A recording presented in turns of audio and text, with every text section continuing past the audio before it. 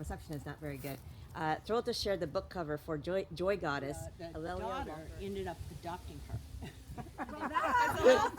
That's funny. You can stop right when you go. You just keep going. Yeah. And so there's like a pizza place almost right across the street from it. Thanks, baby. Thank you. On top of the stairs, but everybody's using it as a couch. Yeah, that is getting that. All right, so we can I just read that he went bankrupt, right? That was in the. Oh, we didn't see most of it before. Yeah, maybe you had like. So I was railing against all these Japanese invasive plants.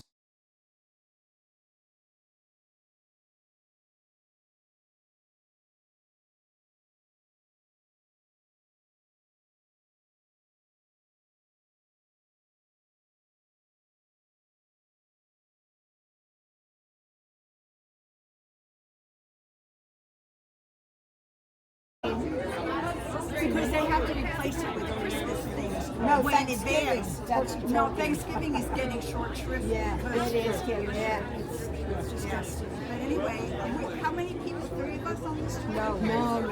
We have, just trying to see if I can find it. No, we have 1, 2, 3, 4, 5, 6 at least. Okay, nice. Okay. But all right, so we You never turn your head. No, Adam. it's to your left. Thank you. Excuse me.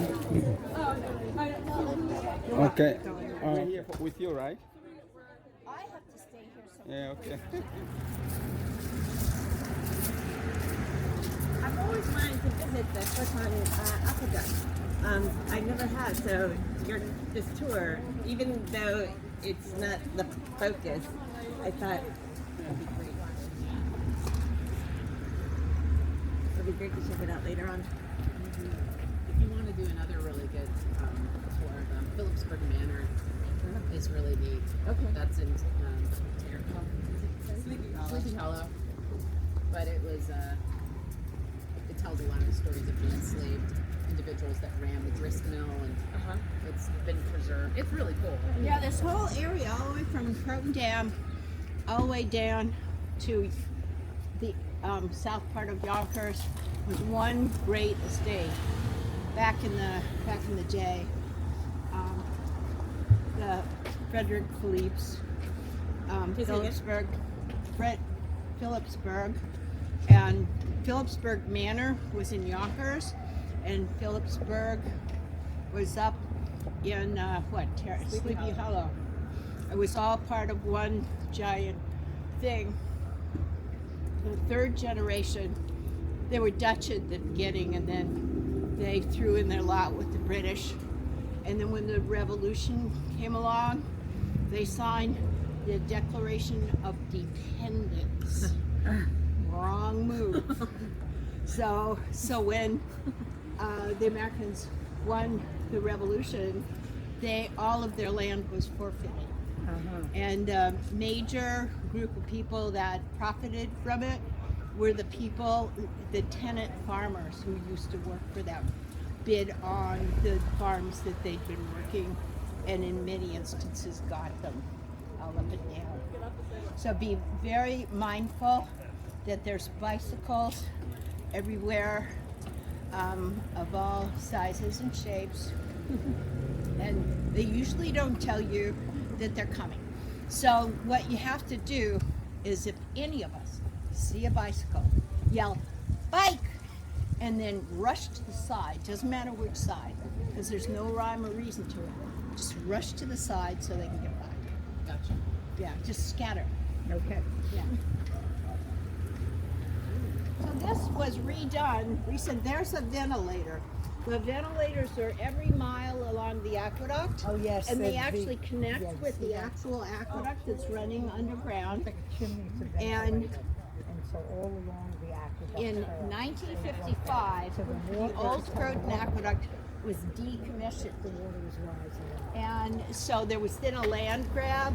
So a lot of different municipalities and school districts and stuff grabbed up land, which really belonged, the land on top of the old Croton Aqueduct still belonged to New York City, but since New York City had decommissioned the water from the old Croton Aqueduct, they kind of didn't care. And so for a while it was anything goes, and including this school district. This school district built a parking lot all the way across the aqueduct. And it was only about 6 years ago that we got them to sort of basically allow the aqueduct to come back to it. But this aqueduct goes all the way down through there, keeps going till it gets to the New York Public Library, but there's a lot of places where you can't see it. In Dobbs Ferry, the municipal parking lot is right on top of it. It's in the Bronx too. A whole lot of them. Yeah, yep. Well, in New York City itself, in the Bronx and Manhattan, there's a lot of places you would not know where it is because it's, you can't touch it. By the way, if anybody's interested in doing walks and tours on their own, I have maps for sale, $5 each. There's one that is Bronx and Manhattan. Watch out, there's a car behind you. There's one of the Bronx and Manhattan, and then there's one of Westchester. So I have them with me if anybody wants them. Okay. And these are all rendered as trails. What do you mean all rendered as trails? Like these, are they all connected? Like Yes, for like it's running one trails? line. Yeah, a lot of Nice. people run. Wow. It depends, the downside of this is there's bicycles that get in the way, there's walking that get in the way. And it's rocky. But the good part is,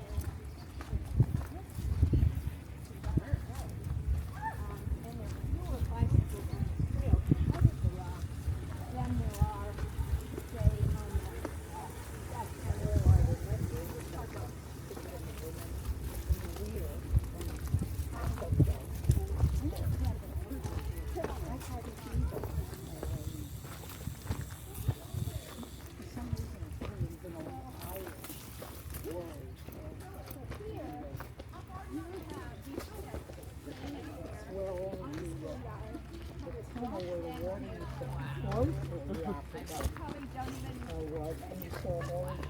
I never get old.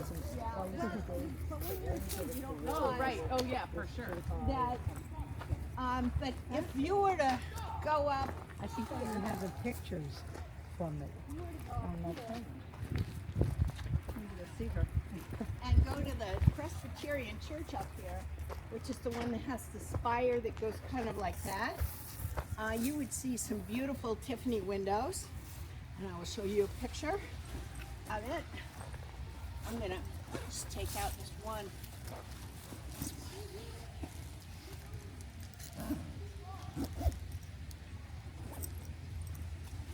Oh my gosh, I can feel that. I know.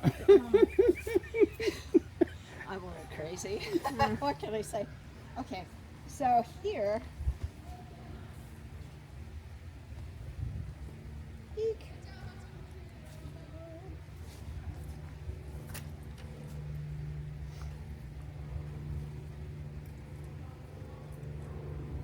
Sorry. It's still there.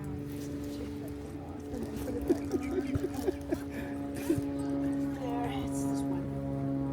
Tells you how long she's been carrying that. She's used to it. Yeah, well, actually, the New York Times had this great article. There's this new way to lose weight. You know, it's called rucking. Say that very carefully. And people actually walk on trails with heavy loads on their backs. Oh wow. So that's me. But That could be a picture, like a paint. Yeah. You could do that in the I here could do that in the Croton. are some pictures of that church from the inside and the outside. Wow. Lower than. These are all Tiffany windows. Wow. Oh. Wow. And And that's the church right here. yeah, that's the church. You go through here. Okay. Here's what the church looks like. Oh wow. And that's part of it, yeah. Here's another one. What the effect he was trying to do here is duplicate the beautiful varied colors of the Hudson River in the sun. That's all right. Yeah. And Yeah, here's I got it. where Did a I'm. good job doing it. Here's I'm inside the church looking out. Look at the skies. Sky, yeah. It's as beautiful as it is today. And here, A very clear picture. and here. Oh, boy. Isn't it amazing? Wow. Wow. All the things would take a. It's all the same church. Beautiful. There are about 108 Tiffany windows in that church. And where's this church? It's right up that little path. Oh, I can't see. It's it. on Broadway. Is it open?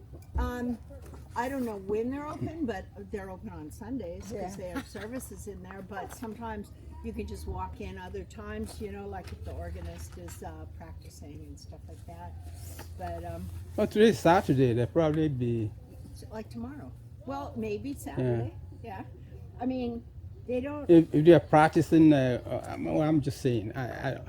Yeah, you don't know. Because in Tarrytown they do that sometimes. Yeah, no, Yeah. what I do, you know, all the time is when I'm in the neighborhood, if something that I'm curious about, I just wander in, Yeah. you know, because if I called up, they'd probably say, we're Yeah. not open. Yeah. But if you wander in, you're open. Yeah.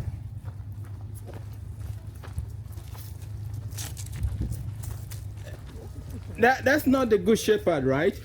No, it's not the Good Shepherd. The There it Good is. Shepherd is your. You can see it. Oh See- yeah. It's Irvington Presbyterian Okay. Church. Because I used to go to the Good Shepherd. I drive all the way from Tarrytown to the Good I'm Shepherd. gonna walk up. And sometimes I go to this one too. I think a couple of times I And was. then next to it is an Episcopalian church, and it has like 5 Yeah. Irvington, Tiffany windows.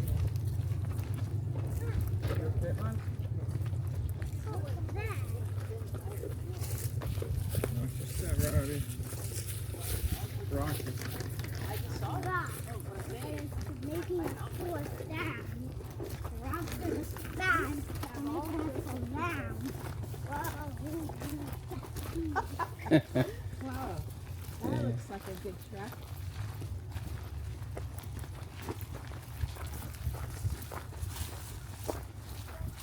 Although the Native Americans living in Manhattan had taken very good care of their water. When the Dutch came in, and then the British, and then the Americans, the water quality continued to go down, down, down. And at the point in time that they built the old Croton Aqueduct, the water in New York City was not drinkable. So if you had money, and it was the worst in the summer because they had no sewage system. It smelled, you could smell New York, you could smell Manhattan from 3 miles away. Visiting horses refused to drink the water. Wow. Yeah, it was horrible.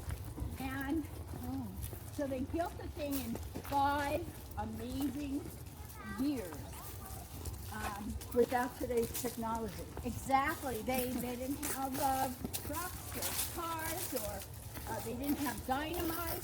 They didn't have, you know, it was just to me. And the old Croton Aqueduct was largely built with immigrant labor from Ireland.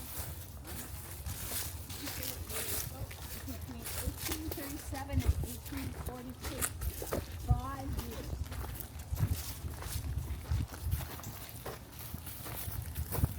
So if you were to follow this road all the way down, you would get to the place where the house that used to be where Charles Irving, Tiffany, and his family, including Louis Comfort Tiffany, used to spend their summers. They spent their summers in a house that was at the end of this trail here. And that's one of the reasons why Tiffany made all the beautiful windows for that church. She used to be at that You're there. This is church. church. On the right through here. And so occasionally you'll see one of those manhole covers opened up, and you'll see somebody in a hazmat suit descending, and it's usually somebody fixing the phone line. Pretty funny. That's nice. Along here, you built them in Irvington and Tarrytown, and it was called the Millionaire's Mile. And can you, what is this house here on the right? This house? Yeah. This is the house. It's nothing Huge. special. Really, it's huge. Well, yes. It is huge. That's It's my former house. the old people. And you left it to someone. I mean, back in the packages on That's actually a relatively new house. it. It is? It's relatively big.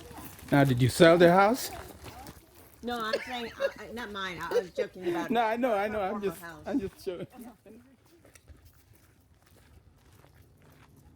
We should see the 548 Broadway house. Along the way. And what's really cool about it is we still have a right of way because of the old Croton Aqueduct Trail. So we can like go right past all these really interesting places. Beautiful. Wow. But if they were so rich, why wouldn't they build those mansions overlooking the country? And break it. Some of them were. Like when we get to Lyndhurst, you'll see it did. But one of the things that's really crazy to me is some of them, like Lyndhurst, they built this beautiful mansion, but then they planted these beautiful trees right in front of their view. Right. But I guess they could see it from upstairs, but still. It is I funny. would never have built a tree there. This house is in Kentucky. Let's take it over. Bye. Bye. They should go walkers. Actually, this is because it's on a varsity, you just have a bicycle bell and the That's right. and then you just pass on the left That's right. and but And you have money. That's the good about the family, money. These houses were built years ago, so at that time, These don't look like they're very old. renovated probably. I remember the 548 South Broadway, a mansion. I used to live up there, and it's built with rocks. I mean, stones, real stones. Huh. How they used to live. Wow, this is a very decked out. Oh, they probably haven't been built.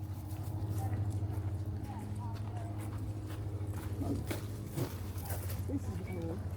Yeah.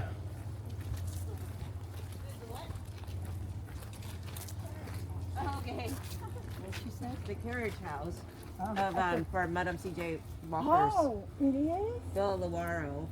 Where's Walker's house? We haven't passed it yet. It is though. a carriage house. Right, but we haven't passed her. We're Coming through? yeah. Mm. That was the reason why I wanted to do this tour. Yeah, she's a fascinating Yeah. figure in history, isn't she? Yeah. She really is. She reads all the books about them. Yeah. Wow.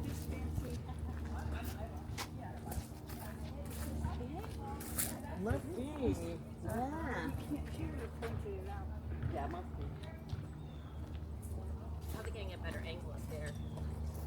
That's amazing. That's the carriage. I was like, wow. It was like, that's the carriage.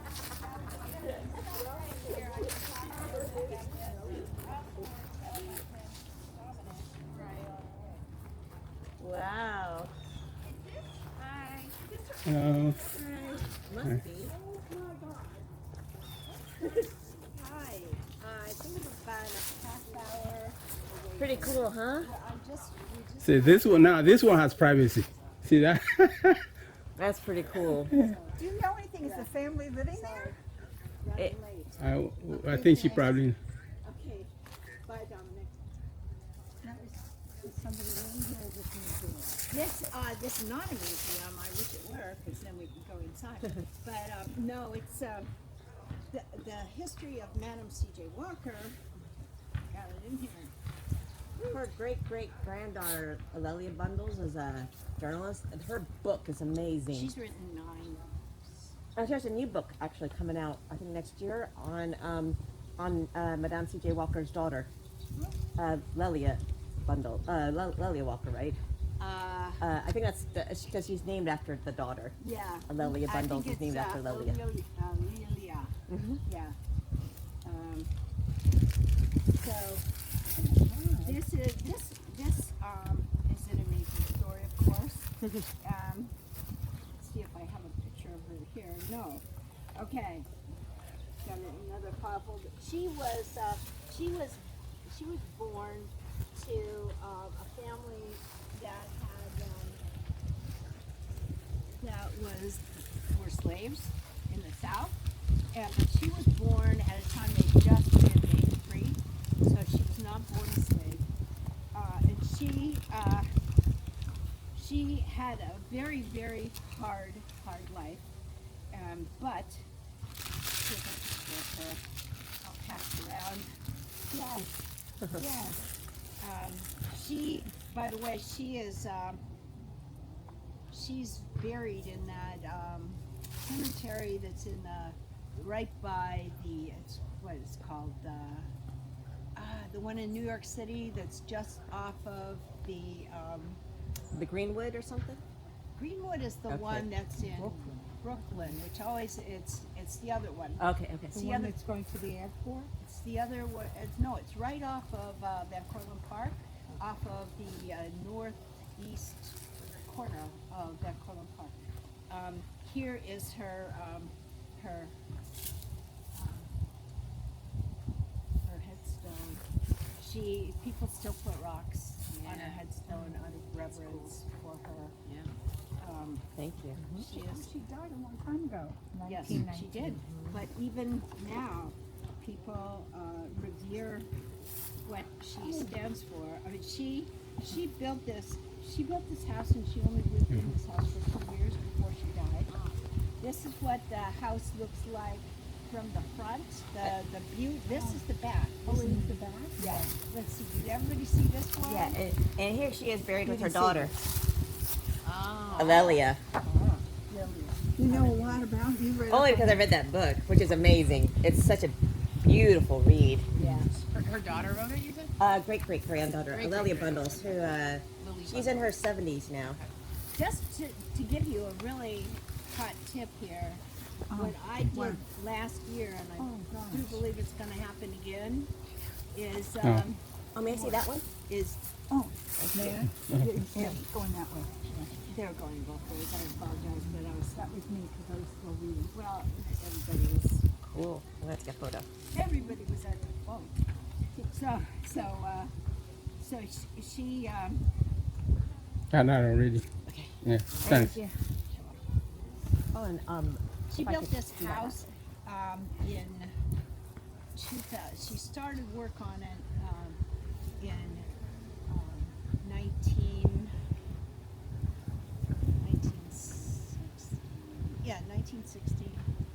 And she was dead by 1918. She was this amazing person. She was self-made. She created this hair care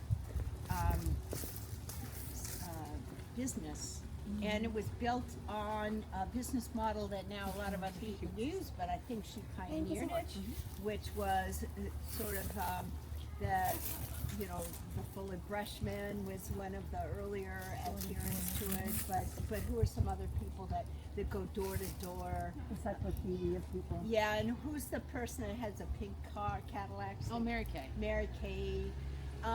She pioneered it, but who she had going around house to house were all black females. Oh, who- yeah.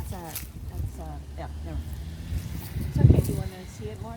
This picture, this little teeny tiny picture, is a picture of her salespeople who have come to the house to have a business meeting. You want to pass that around? So she took these women who the only jobs. I'm old enough to know that when I was didn't see growing that. Let me up, see and it again. I looked at the help wanted pages. The only job I ever could see would be housekeeping and secretarial jobs. Yeah. Back when she, a black woman, was growing up, the only job they could get would be as a laundress or a house cleaner. You couldn't, and none of those, they were all very hard work, and none of them paid well. And she created a middle class for these black women who worked for her. Her company operated out of Indianapolis, Indiana.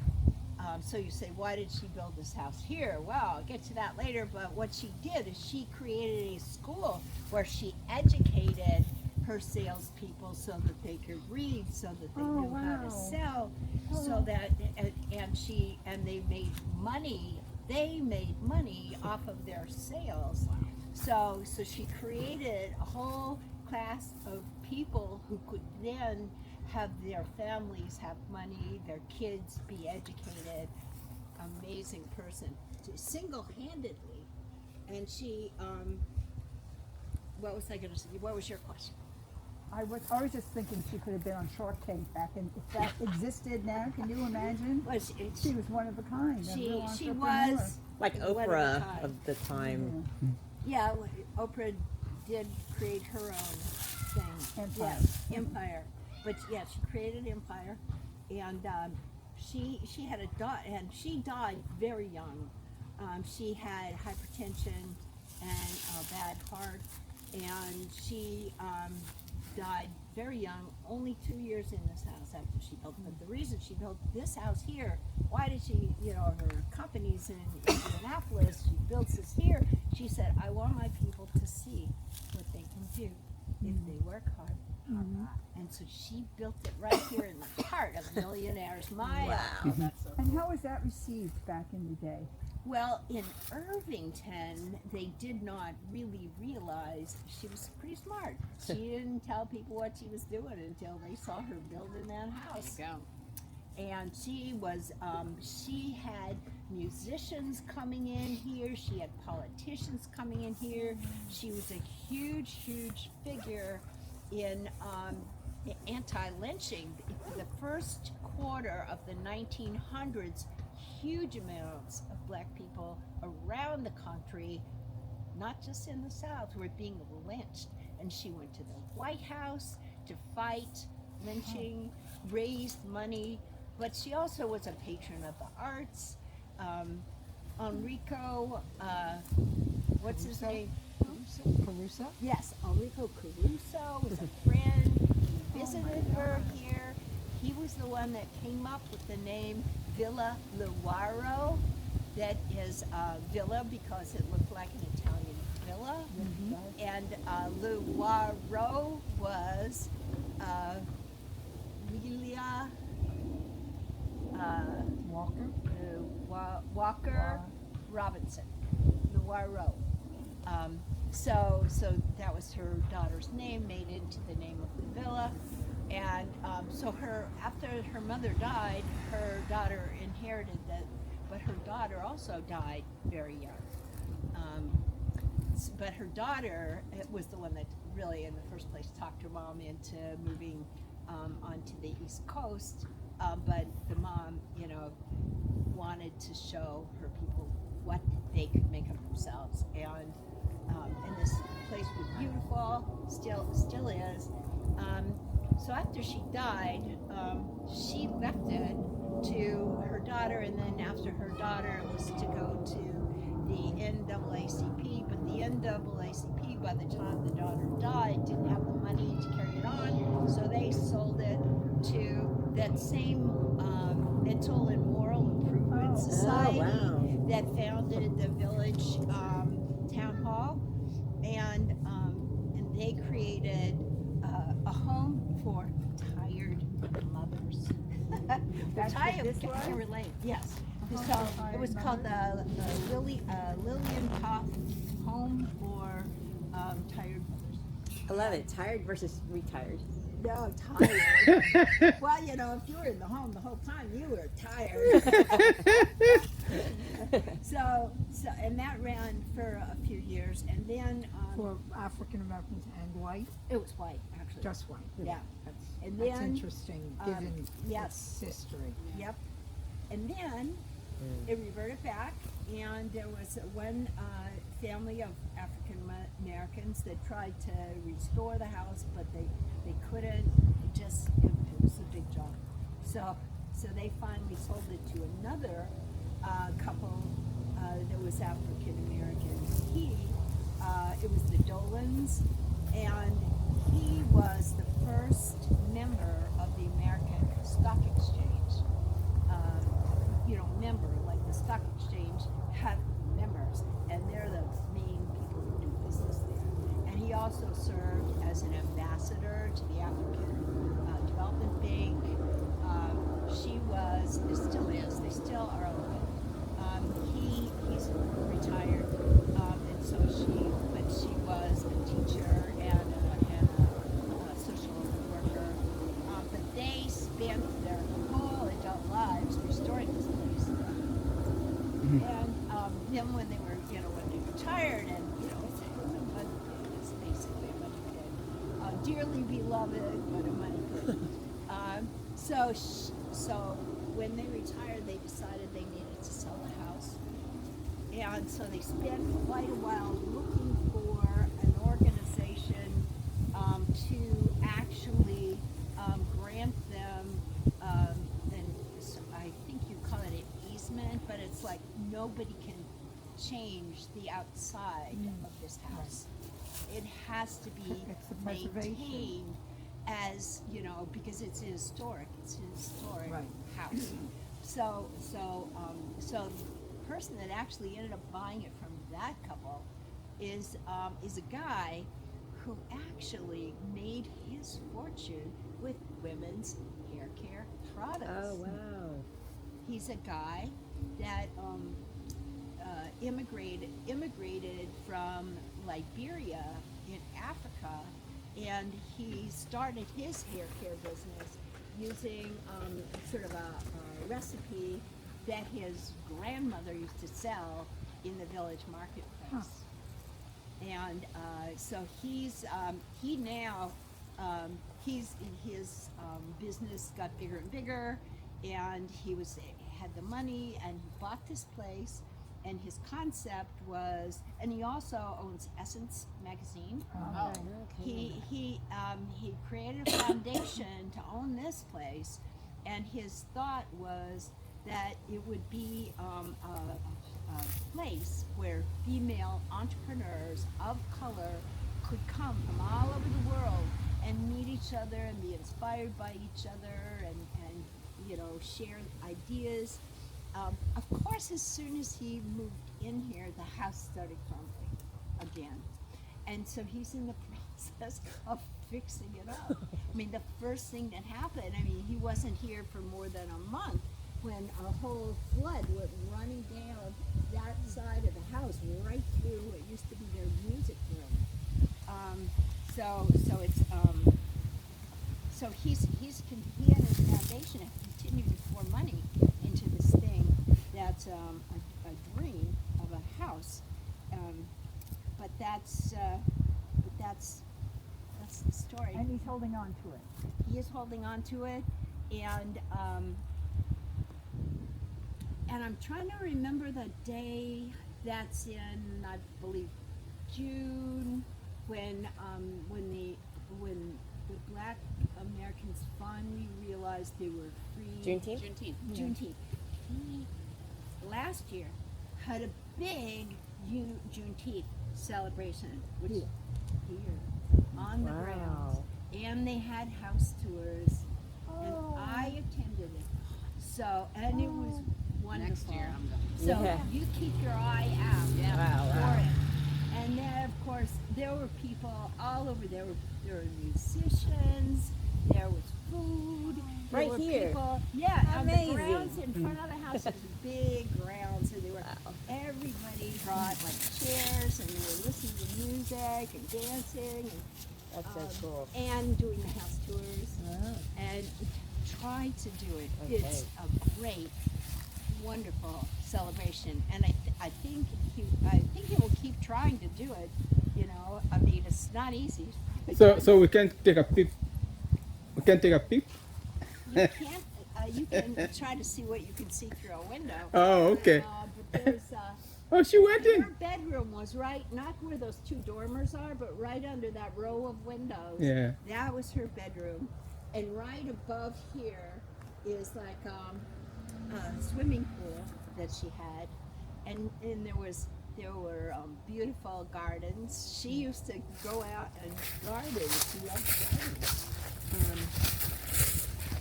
Oh, did you? I thought you went in.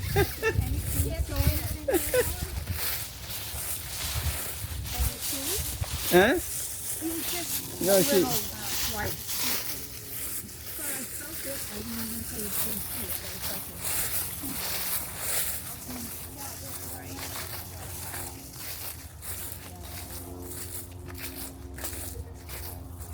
Yeah, this is the reason why I wanted to join your tour. It's beautiful, and her, what is it, her granddaughter or great granddaughter? Who was that you? Yeah. Is that her granddaughter or great granddaughter? A great granddaughter. I'm trying to find.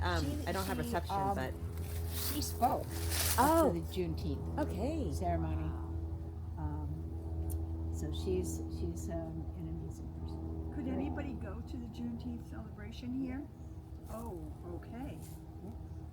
So we'll see y'all in Juneteenth Yeah, next year, right? sure. We'll all be here. A little reunion. There might have been like a ticket, but no reservations, and not a bit. I mean, I don't even remember how much it was, if it was anything. Yeah. Wow. I remember George Latimer stopped It's by. not very good.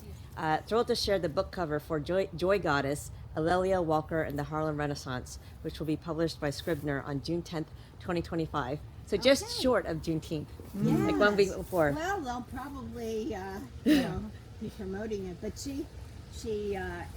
it's just amazing. But yes, her daughter was established a salon for her beauty products in Manhattan, and she was the Joy Goddess of the Harlem Renaissance. She was like famous. She was very attractive and joyful, and was the life of the party basically.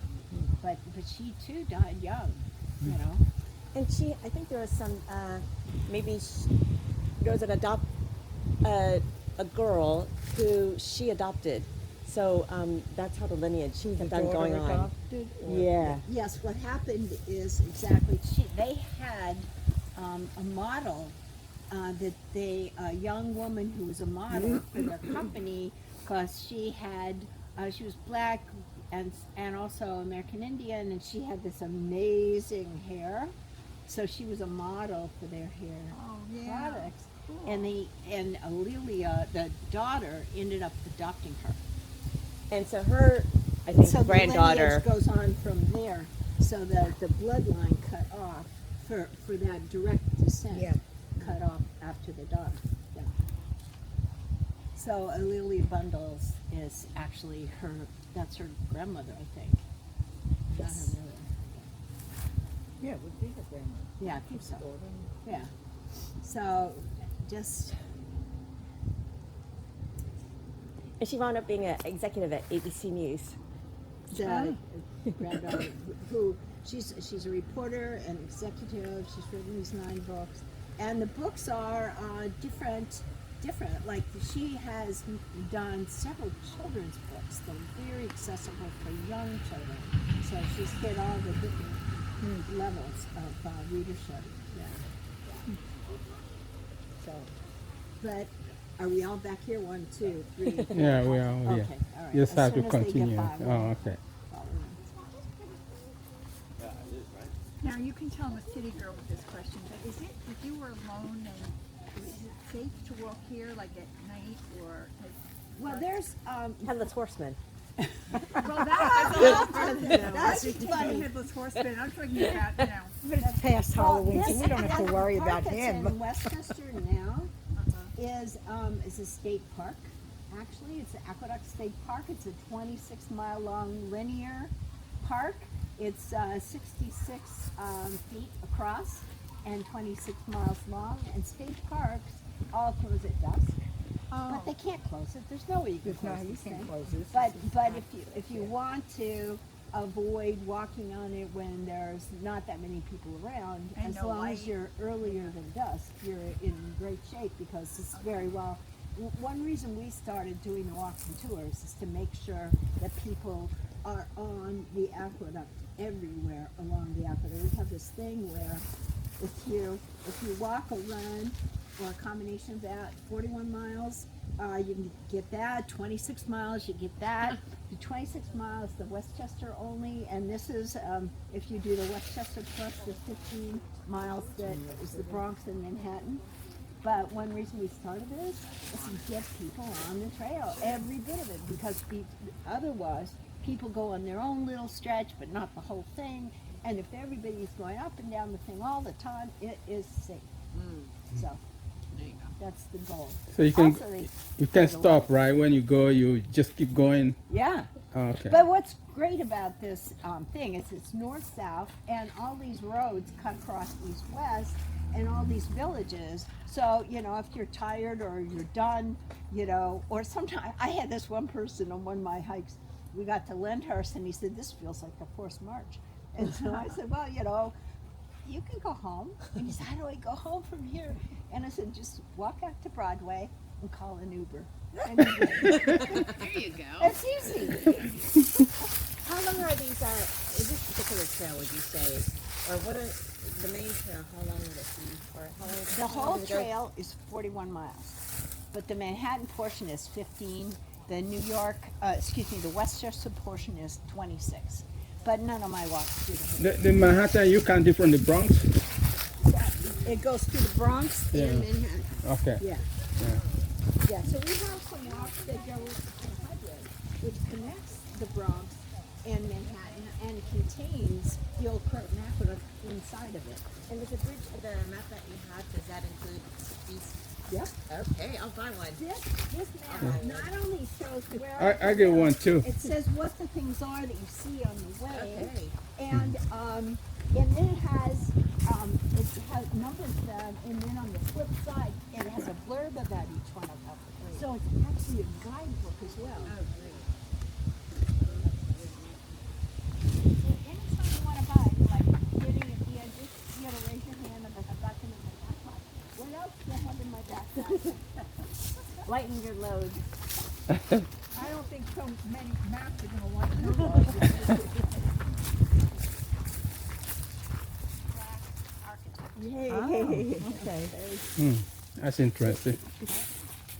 Good to know. Mm.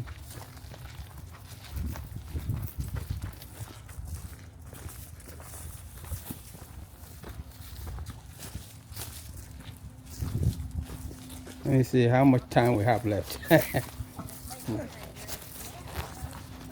1:15. Yeah. Oh, there's a big pumpkin. Wow. It's plastic probably. It's plastic.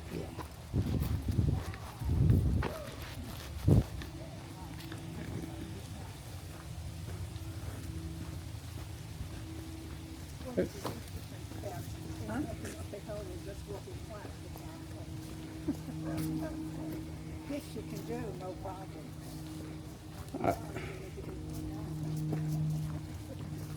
Oh, you guys came up Main Street, right?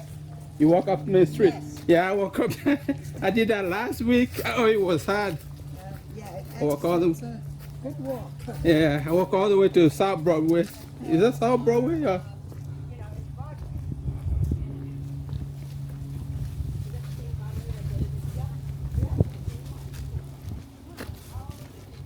I think the top that just goes all the way down to the river. too. The post.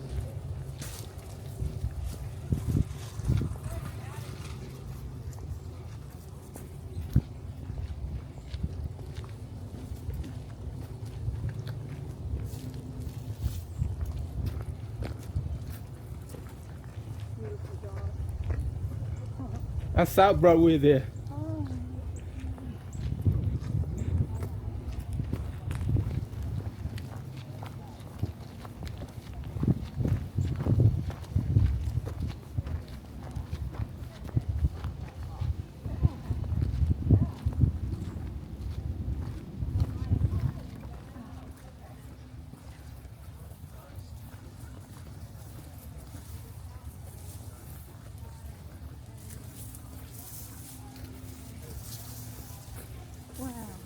Yeah.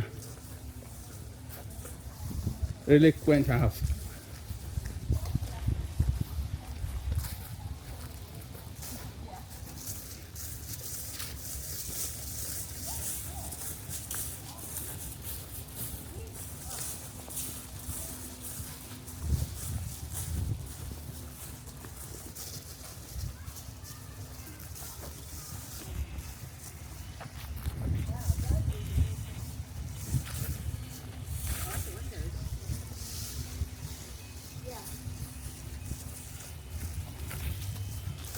Barbara, do you know architecture at all? Because I'm wondering if that's an example of mid-century modern. I have no idea. I have no idea.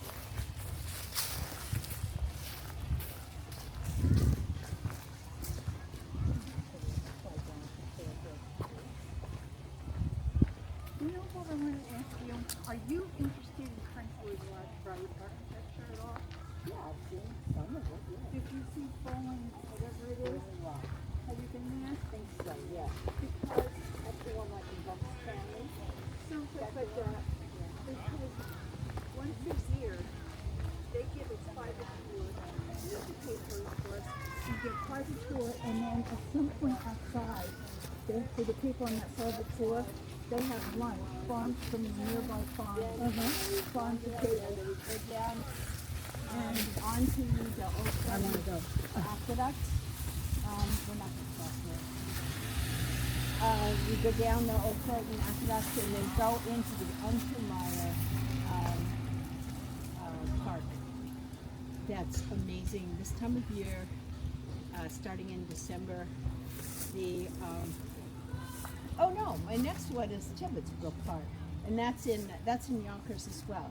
It's beautiful. Tibbetsbrook Park is if you've never been, has anybody ever been to Tibbetsbrook Park? No. That's my next. It's a gorgeous park. They also all about the story of how the Sawmill Parkway was created too. But here, this is the dividing line between Irvington and Tarrytown. On the other side is Tarrytown, and this side is Irvington. And if you were to go down this trail to the bottom, you would find Sunnyside, which was the home of Washington Irving. But he's on that side of the line. And Washington Irving built this beautiful house, and after he built the house, which was in the 1850s, the railroad went through, and it went through between his house and the Hudson River. So he was very upset about that. But he got a little bit, first of all, he moved his bedroom to the far side of the house, so he wasn't right on top of the railroad tracks. But the second thing that they started to do is they would stop the train at his house in case he wanted a ride into New York City to meet with his publisher. And that softened his heart. What a privilege. Yeah. You don't find a lot of that.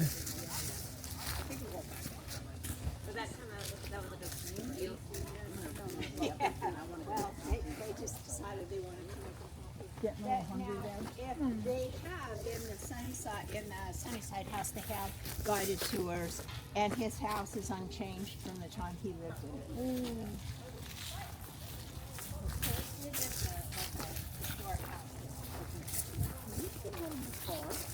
Yeah.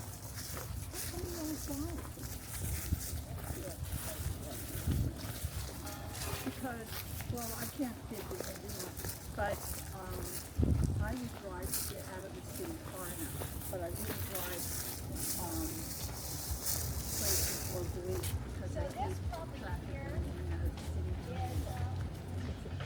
This property that's currently owned by the widow of a saxophone player whose name I'm forgetting right now, but it will come to me. But originally, it was owned by this very stuffy, very rich Irvington resident, because remember this part used to be Irvington, and his daughter fell in love with a fellow who was Jewish, so he forbade her to marry him, so they eloped.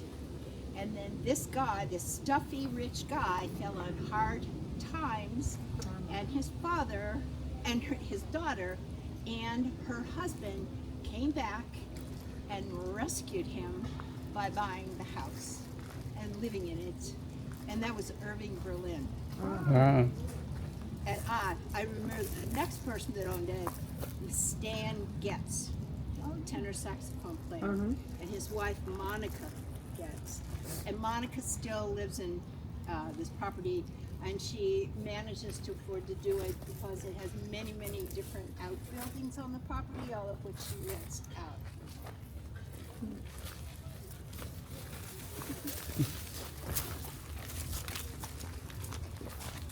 What is that event that you're talking about, the architectural? That sounds interesting. Where is this going to be? What architectural event? I think Frank Lloyd Wright thing you were mentioning. Oh, Frank Lloyd Wright? Yeah, yeah. There's one of his homes. It's called Falling Rock or Falling River. Who organizes the tour? I think it's a foundation or a trust. Oh, okay. It's not. So you have to be invited. No, you can go online and look up Frank Lloyd Wright and that property, and I think it's called Falling something. And they have tours, group tours, but it's beautiful. Surroundings are like that, and his homes are built. Are you familiar with his architecture, Frank Lloyd Wright? A little bit, not maybe you have more information than I do. I don't have a lot of information. I just see pictures and I go, because he builds things into nature. So in a place like this, he would build a home into the rock. Yeah. But they would be very modern homes. I've seen one of them And online. Falling Rock in Pennsylvania or Delaware, wherever it is within driving distance, and they have tours. Nobody lives there. But once a year, you can take a private tour, costs more money, but then in its yard, they have farm-to-table lunch or dinner. Oh. So it's like the people who've paid for this can have access to the home and then eat there. And it's a beautiful surrounding. What was the cover fee? I don't remember. Oh, okay. Maybe 2,000, 3,000? No, it wasn't that bad. Okay. No, it wasn't that bad. Okay. It was Still use it as a church. 500 or less. I Okay. would say that Okay. Property manager. if you love something, it's worth it. Yeah, yeah. If you have the money. Mm-hmm. And they're building Belvedere. Thank you. No, you're welcome. I can't tell you that much, but just Yeah. Google Frank Lloyd Wright and Yeah.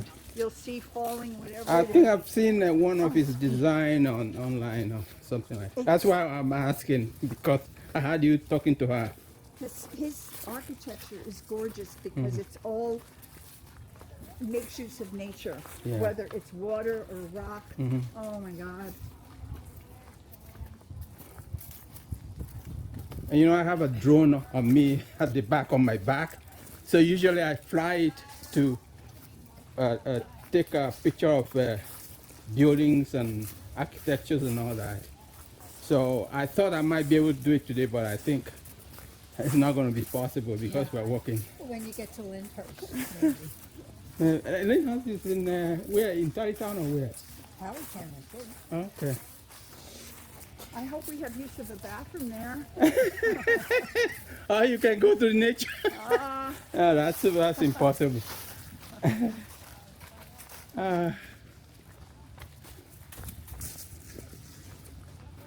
is not like taking a hike where you can go into the woods. Yeah, I know. This is property. People's property. Well, I'd have to go very deep in there That's to make it visible. Yeah. See, you guys are lucky. You can just stand, turn your back to people, and you're done. You think? But girls, forget it. Girls, you can go down Yeah, so nobody sees you. it's not quite the same.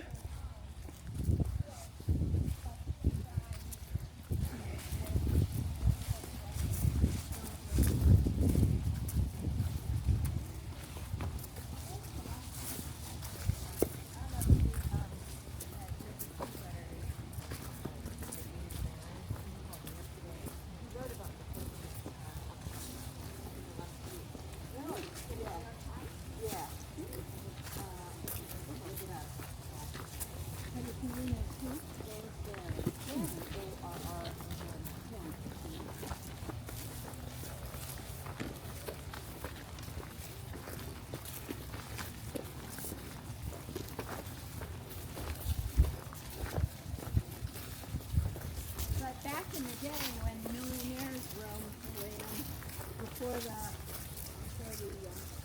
Unification Church bought this land, there were a couple of millionaires who had mansions out here, which the mansions are since gone.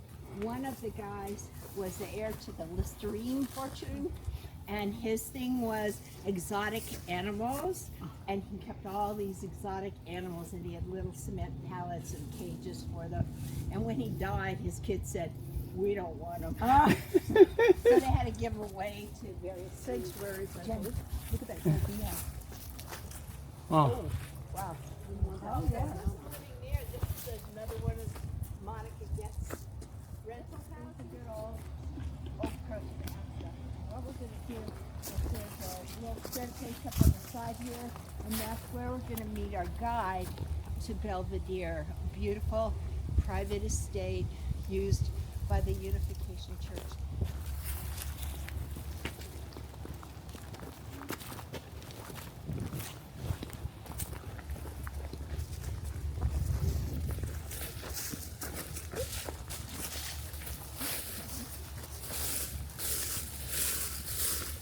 I love this sound.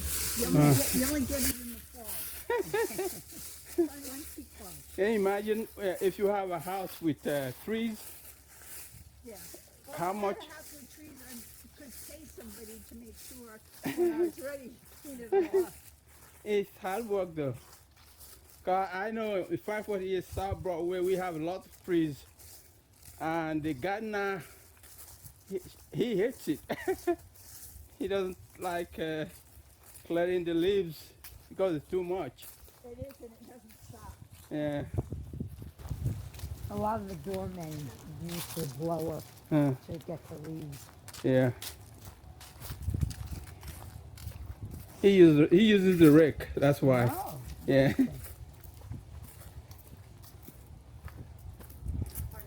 She's quite fast. Yeah. Oh, very cool. I lived in both of those neighborhoods. You did? I live on 79th and Amsterdam. Oh, yeah, I was on after 80s and Westchester.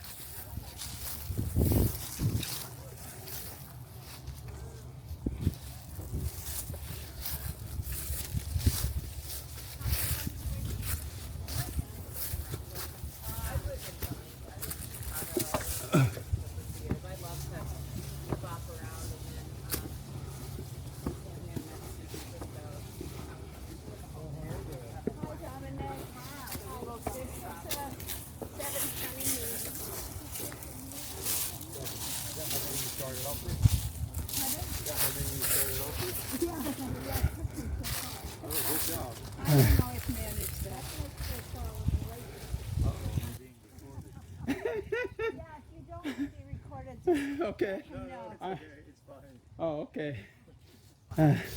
You know how strong this lady is? All the stuff that she carries around with her? I think it was Oh, yes. My goodness. Huh?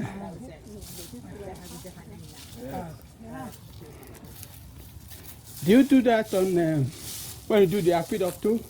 Sure. Wow. What I do is I have so many different hikes I do.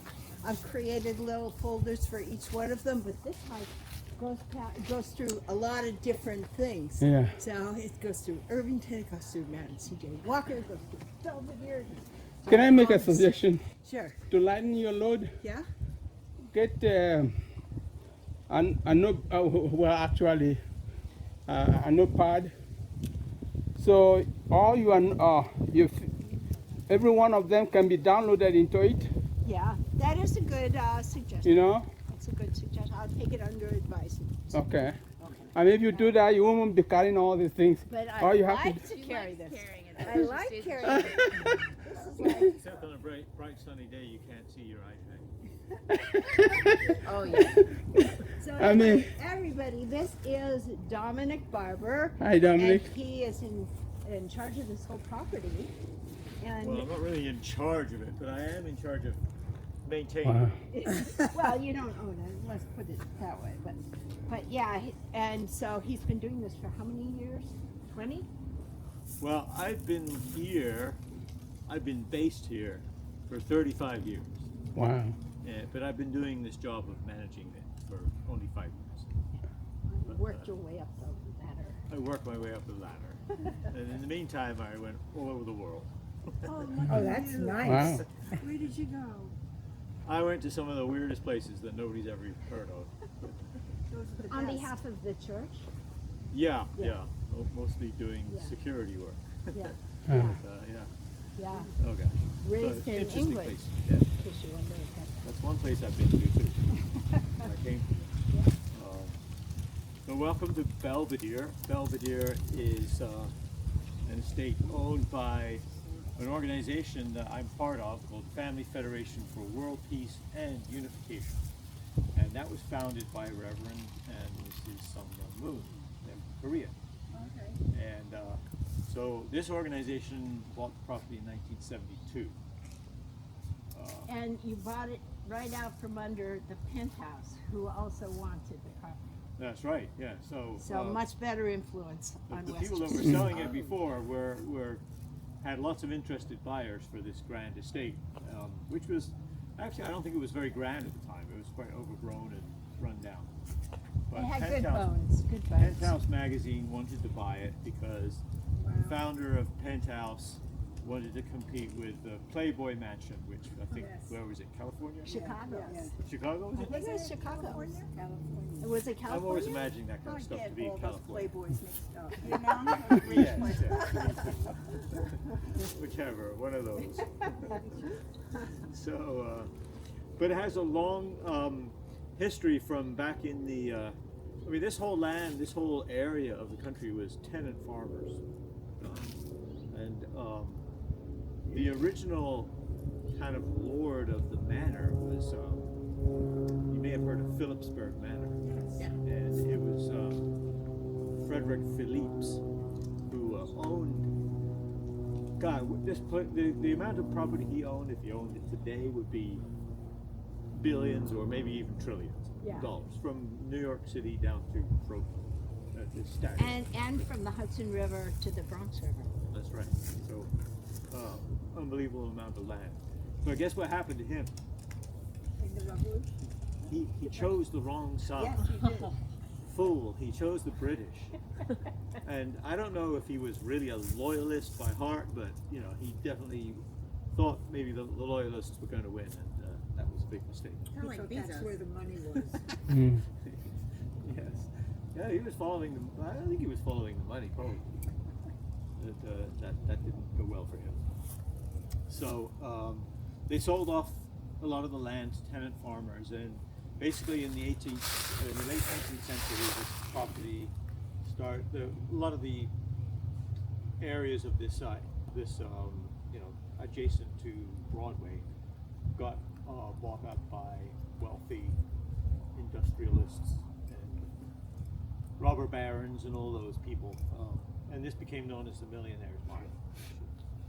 You could still call it the Millionaire's Mile. It's almost everybody around here has $1 million. You still could call them, yeah. Buy a house, We've even been the small feeling ones. very fancy today. Around Millionaire's Mile, yeah. So this it was owned by various different people, probably you've never heard of, like Roswell Skeel, who imported tea. William Gould, who forgot what he did. But the prominent people, the first prominent person was a man named Caspar Whitney. And Caspar Whitney was a big founder of the International Olympic Committee. And his wife was, actually he was a journalist, and he didn't make a lot of money as a journalist. In fact, I just read that he went bankrupt right before he bought this property. But he went bankrupt, and then he married Florence Canfield, whose father developed the oil industry in Southern California. So she had money, and they bought this place. And I'm not sure, actually I have blueprints of the mansion from 1920, and it looks like it was built then. I was reading recently that they renovated it, upgraded it. So it may have been older than that. But anyway, so there were two estates.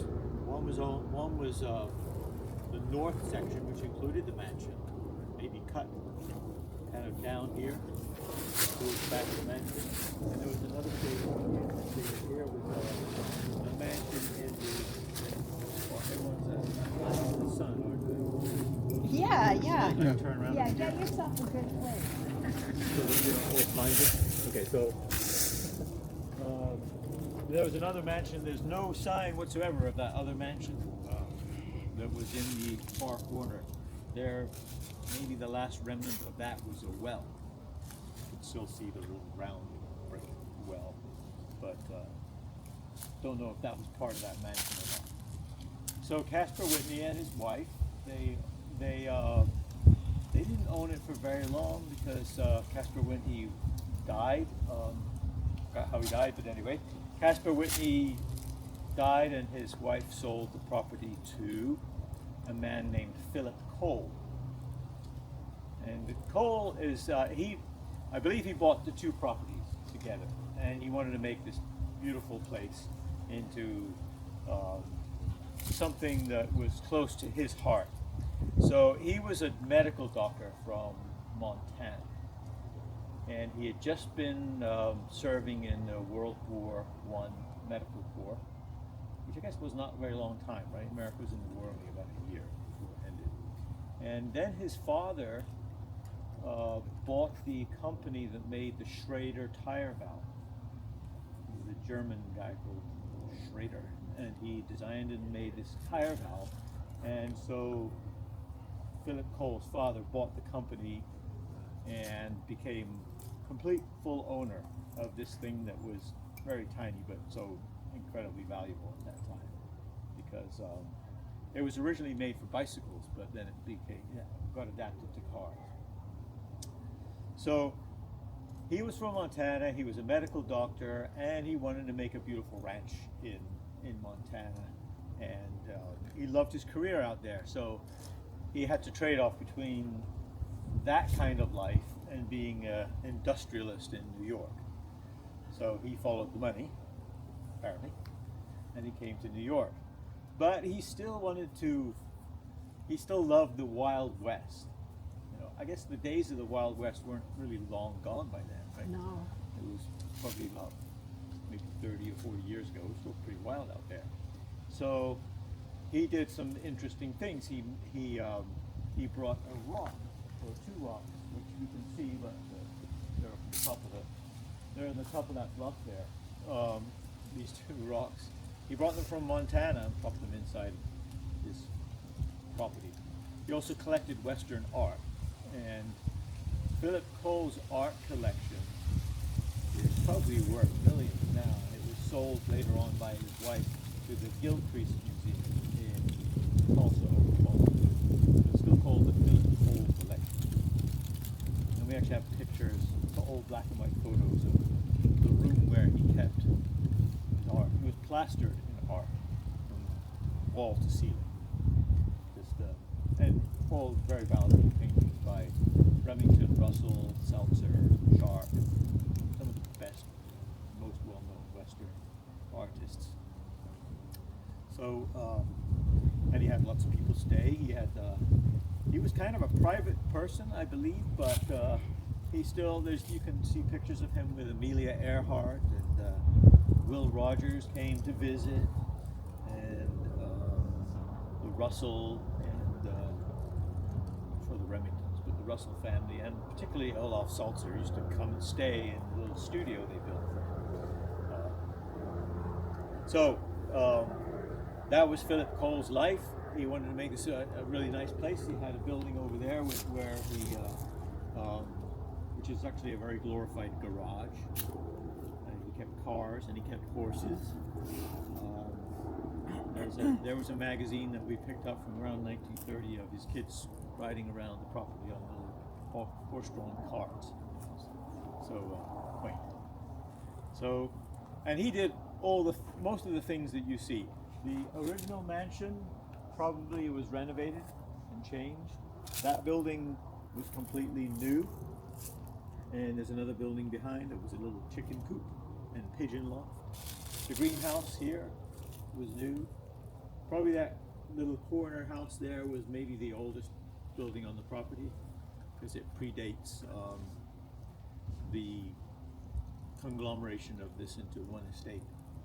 And so, Is it possible for us to see any of those things? yeah, we can. Do you want to go to the mansion first? Oh, okay. Oh, Yeah, maybe that's a good Okay. thing to do. And if you have time later on the way out, you can see the greenhouse. But, When you're talking about Art and Whitney, was there any relation to the Whitney family? oh no, the Whitneys were the Casper Whitney was the journalist, and then he sold it to Philip Cole. He was the art. Oh, I was just wondering, you Yeah. know, given all the different, you know, circles Yes. and all that, whether he was like some kind of relative of the Gertrude Whitney by chance. No, as far as I know, there was no connection there. I do get a lot of people asking me that one. So who knows how many Whitneys were there? Okay, so let's should we go up the pathway? Yeah, we could go by the greenhouse and then. Okay. Yeah. All right, we'll walk around. We're all thinking the same thing.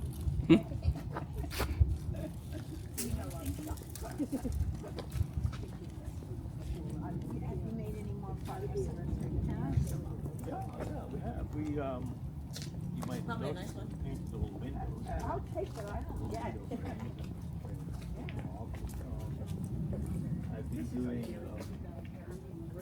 I've been getting into native plant gardening, so I made a little garden up there.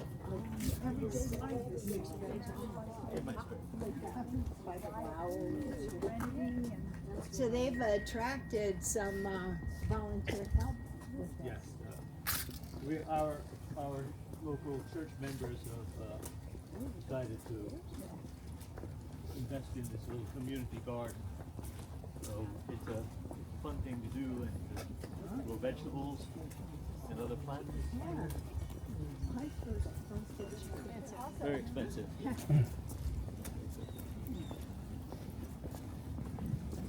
Here was our pumpkin patch. This year ate about half of it.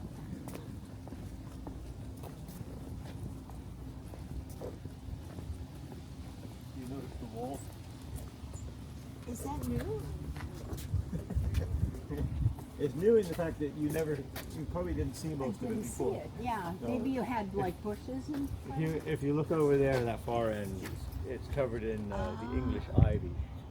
And It's nice. funny story, about 2 months ago, I preached at church, which I don't very often do. And I was talking about being stewards and getting rid of invasive plants. And I started talking all about the Japanese plants. You know how many invasive plants have the word Japanese in front of them? Yeah. Yeah, well, there's a lot of them. Yeah. And Some of them then are I really said, well, nice. so I Yeah. was railing against all these Japanese invasive plants, and then I said, of course I'm from England, and my wife's from Japan, and so I said, but there is another very invasive plant called the English ivy, which we should get rid of. Then they So clap. this Japanese man decided he was going to volunteer to clear off all the English ivy off that wall, and he's been working at it. wow. Great job. Awesome. He's retired, actually. He had nothing to do. He didn't want to Awesome. stay home all day. Make So his mark. he wanted to make his mark, and it's a beautiful wall. Yeah.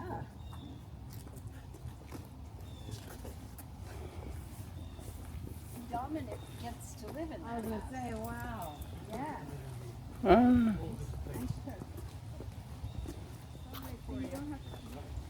The problem with that is that as soon as I walk out my door, I see work.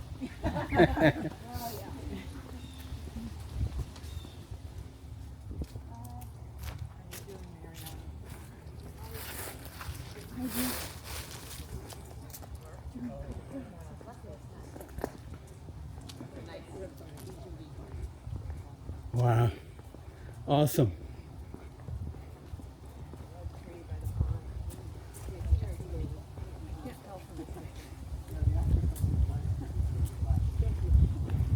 Probably a slight incline.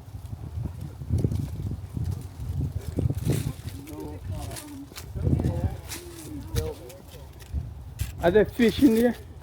You know, we've had a drought over the last couple of months. What is orange? That is the Japanese maple. Yeah. Yeah, We have one on it our is. property. It is absolutely Oh, breathtaking. it's so beautiful though. That one is. That one's amazing. There's no way we're gonna get rid of that. It's not invasive. It's not? No, they're not. I mean, Japanese maples are sort of invasive. The other ones, like those ones over there, they'll seed and grow and pop up everywhere. But these ones are they're a particular variety that's very expensive because they grow so slowly. So there are no fish in there, right? There are some koi. I was gonna say it's probably koi, right? And if you, we've had a drought. Now the water is less than a foot deep, unfortunately. And the bird, the great blue heron that you can see right there, has decided that he can walk around and fish to his heart's content. Wow. It's like fishing in a barrel, but even better. It is, because we have some big koi that are about this big, Wow. and you can't catch them. But we had literally hundreds of babies. And I think Yep. Can you tell by the picture I have if that's the invasive one or not? Let me go close to, let me take a look there. I don't generally call it invasive, but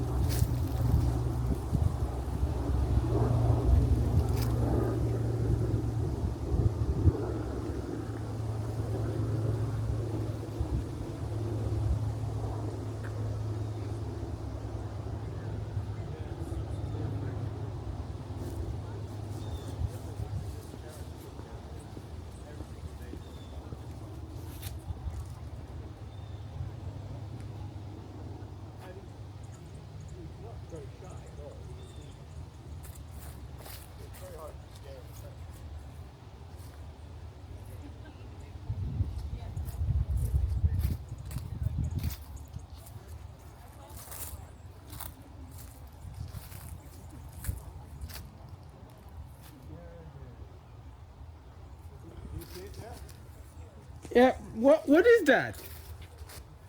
the bird. Oh, that oh, I mean that toile that is going in there. See that? No. What? No, what is going on That's a there? little aerator. Huh? That's an aerator. Erica? Well, I didn't see him fly away. No, I didn't see him either. He was there when we started. Yeah. Take your word for it. How do you feed the? You don't feed the fish, right? We do a little Oh. bit, yeah. Okay. Is the house on the other side part of the property? What? Is the house with the green Oh, yes, or right. backward? That's part of the property? That was the studio, and the story goes that Philip Cole built it for his wife, who was a sculptor. But I think she didn't really do that much there. But some of the other artists used to stay there for a while, and it's got a nice big skylight, which you don't really usually open that much. And then he also built. He had 3 kids, 2 girls and 1 boy, and that was the boys' playhouse. That one further up the top. And here was this really cute little log cabin that had a kitchen sink and a little fireplace and electricity. It was adorable. And one day, a branch from one of those trees fell down and smashed right into the middle of the roof, and we couldn't fix it. So I kept the chimney. The chimney's nice. It's on both sides too. You can have a fire outside, and then you have it here. You can have a fire inside. And do you? Sometimes, yeah. You can use either side. Quite clean though. Somebody's been burning something recently. And It's clean. Yeah. Wow. This is awesome. I love the color in this. Yeah. yeah, we're a little bit past the peak of. I mean, that's Yeah. it's awesome. But everything else is just a little bit past. What is that? Yeah. Over there. Okay. Yeah. Onward. You're like, you're up there. We just looked Yeah. from afar.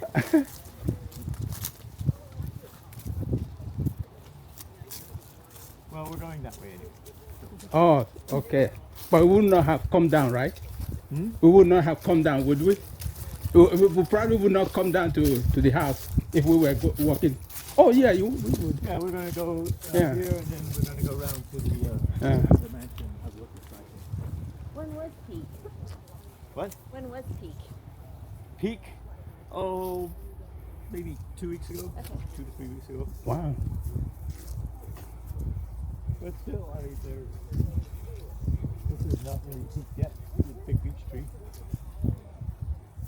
What's the There's most? supposed to be a swimming pool. What's the most you ever get? Most people you get here? For The tour? for a tour? Yeah. Oh, there's another group. What are they called? The history hikers. Sometimes they have about 30 people. Woo!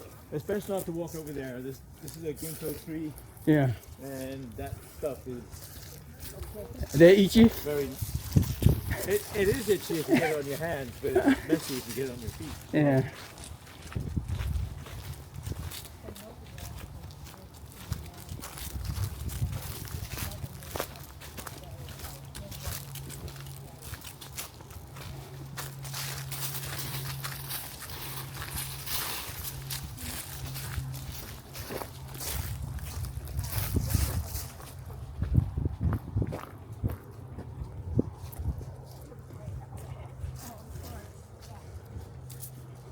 So if you're rich and you have a couple of kids, you build them a playhouse, right? This is a playhouse. Sure. Nice. With a pool on the other side. Sweet. With a swimming pool. Yep.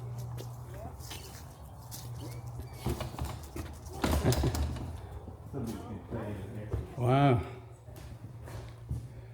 And of course, even though your kids probably don't care about art, you make beautiful artistic fireplace for your light switches.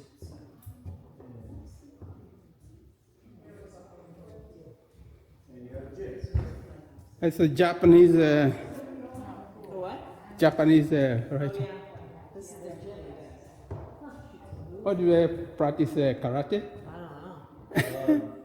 They used to, yeah, they used to use it, but mostly they play volleyball. Yeah. Oh, okay. Yeah. Not really big enough for a volleyball court. Can you read that?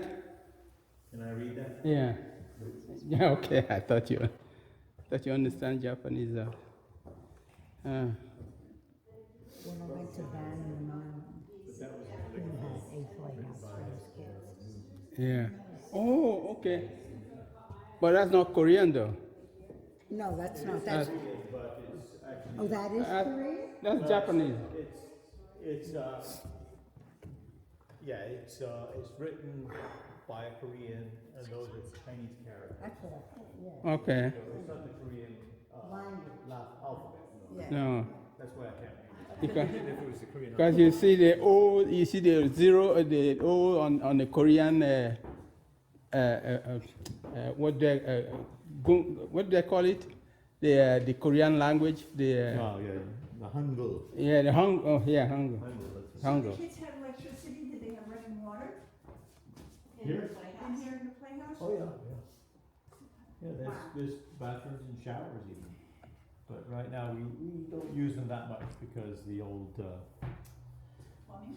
septic system is not that great. I'm sorry. That's okay. I didn't want to get Anyway, we don't have a hot water heater. We took that out. We died and we never put it back.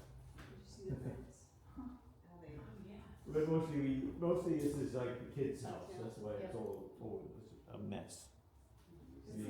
What kids? Our church is youth group. Oh, the church is used to, when they Yeah. come up, I see. They play volleyball and ping pong and do it. So is there a church in here? Is there a church building here? The church building is the one farther down. You'll see it when we get closer to the mansion. Okay. It's actually the old garage. Okay.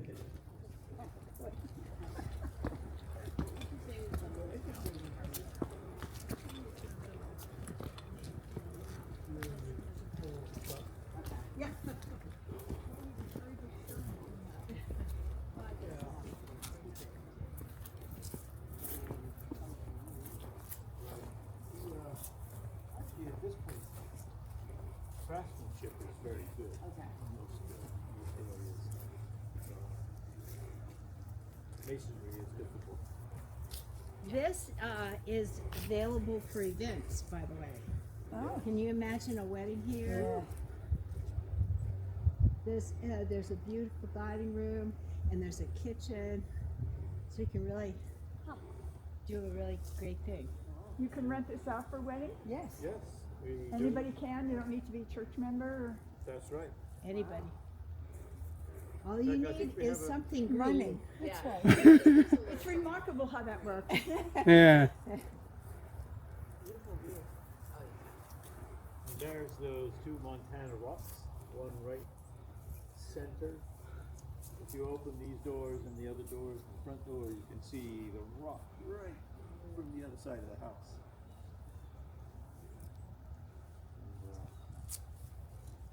And, in fact, I think there's a wedding photo shoot happening today in a little bit. Huh. In about half an hour. Yeah, there's one there and one there. The rocks. I don't. Did you ever find out how they got into the property? We just were wondering that. No, There must be a story. yeah, the railroad tracks are not far from here. Yeah, the railroad tracks, or maybe a barge up the Hudson. Yeah. I was just watching this YouTube video recently of a man in England who was figuring out how to, put a 25-ton rectangular stone from horizontal to vertical planted in the ground without any machinery. Huh. Just pivots and levers and bits of wood. And Try to do what the Stone Age, the Stonehenge. Yeah. Stonehenge. yeah, Yeah. he figured out how to build Stonehenge. He did it by himself. Wow. He had an army of slaves.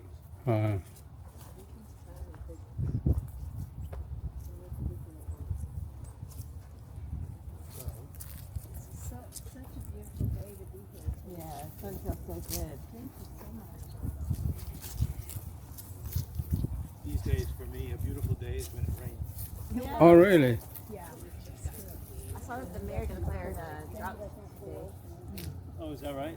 In New Mayor York of City. New York? What happens when it rains? What happens when it rains? The grass goes green. Okay. Well, the reservoir is very low right now in Croton. I thought during the fall you wouldn't get green grass when it rains. Because, Depends on the kind of grass. okay. We have some native grass here. Huh. Wow, this is a lot of work.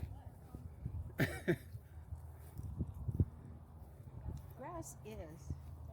Yeah, it is.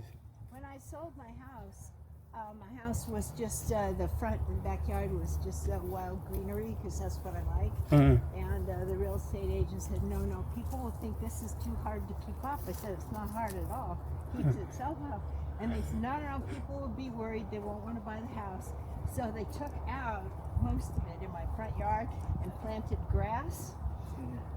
So much trouble. My gosh, the whole time the house was on the market, I was mowing it, I was watering it. And you have no helper. Are you a fan of native plants? I Or just- am. That's what I've been doing too recently. Yeah. I've had the pollinator pathway ladies come by and give me advice. Yeah. That's so much less work. Yeah, we have a lot of areas of grass that we need to keep as grass. It's not really fine lawn. Yeah. It's Well, it's with mowed this weeds kind of mostly. Expanse. But there's a lot of areas where I can create a native plant garden. Started other places. So if you're rich and famous, you monogram things. Gutter leader heads.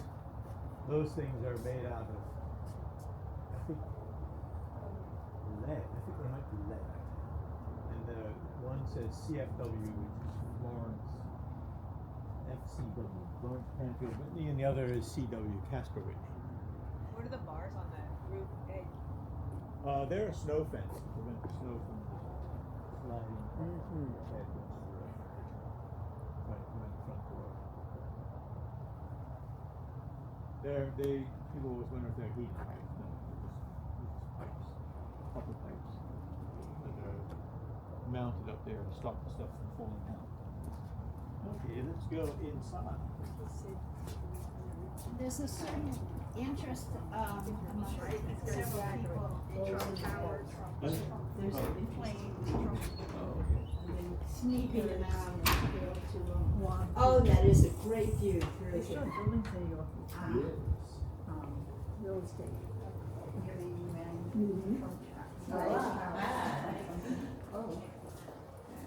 Wow.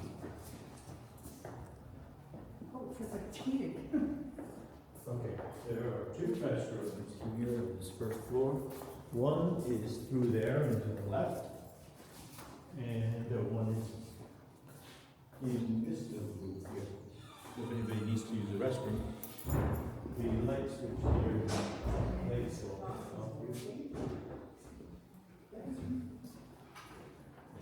Wow. Awesome. Oh, wow. Lovely.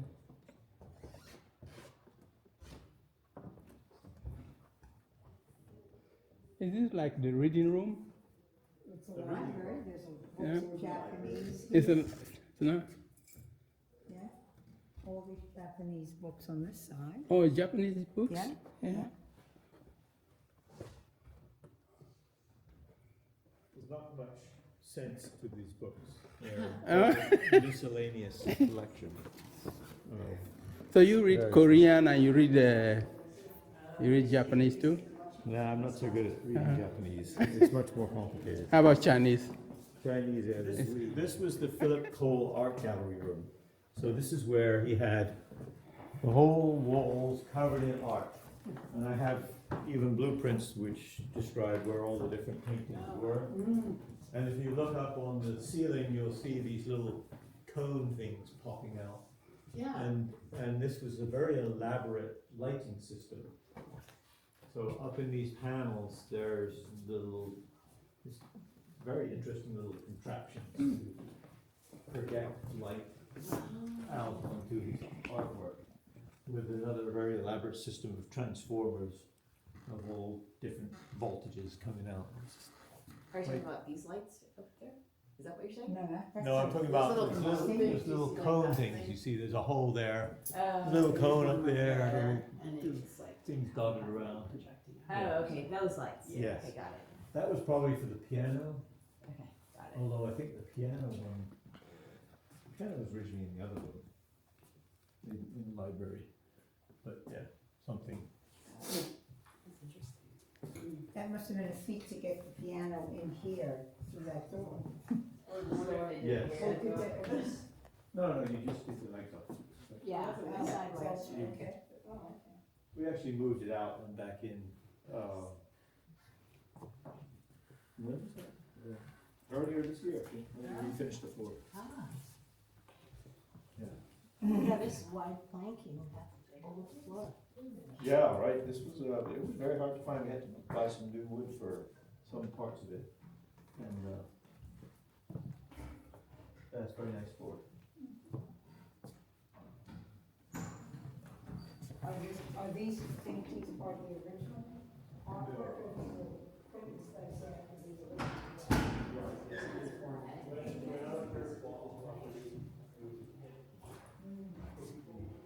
They didn't have that.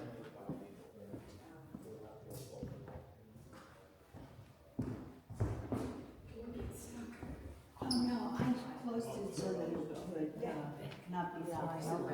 I use Go the, outside? No, no, we're just in this bathroom here. I use the room. Okay. Yes. They like the view. I love the windows down here. Yes, look, and look at the, The windows are new. the windows are new, is that Yeah. what you said? Yeah. They're the exact replicas of what was there. Okay. I mean, in terms of their modern glass and everything like that, but But the style is original. yeah, that is the same.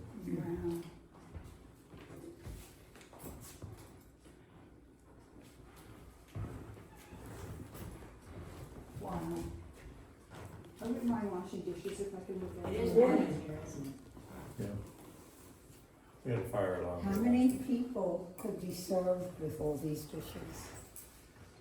Well, we do have weddings that are around, kind of our limit is about Size bowling alley established in the United And States. then that's a little groundskeeper house there. Looks like a little dollhouse. See that bowling alley. Yeah, the Passy Bridge.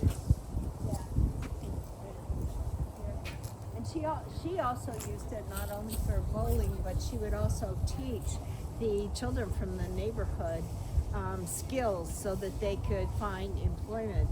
She taught cooking and being a seamstress.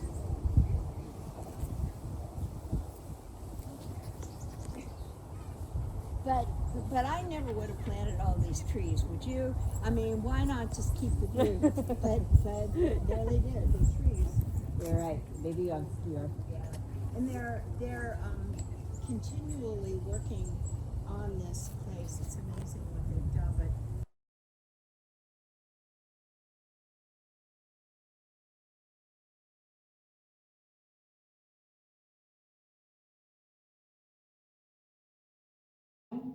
I mean, he's a pretty famous guy, but he died way early, and her mother had died even before that. So she was left to raise her siblings, her younger siblings. And so she did that at Lyndhurst. But she, when she got Tiffany to do this, he did some amazing stuff. And we'll talk I'll talk really quickly about some of the stuff he did, because it's such a beautiful day, we had to get walking. But he, but the story is, this library thrived, and soon it took over the whole first floor of the village hall. And by the end of the 1990s, it was closed down, and they moved the much bigger library down to, there's a big building that has this kind of stone thing. That is the library building today. That used to be the executive offices of the Lord and Burnham company. The Lord and Burnham company created beautiful greenhouses for the very rich, and also public greenhouses. It created the Bronx Gardens, the Washington D.C. Beautiful gardens, the glass houses they were called then. And so when that company vacated Irvington, they turned it into the new home of the library. And this room was just shuttered, wasn't used for anything anymore, it was closed up. And one of the ancestors of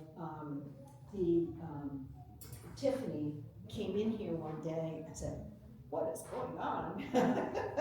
And he basically shamed Irvington into spending a number of years raising enough funds to restore this beautiful jewel of a room.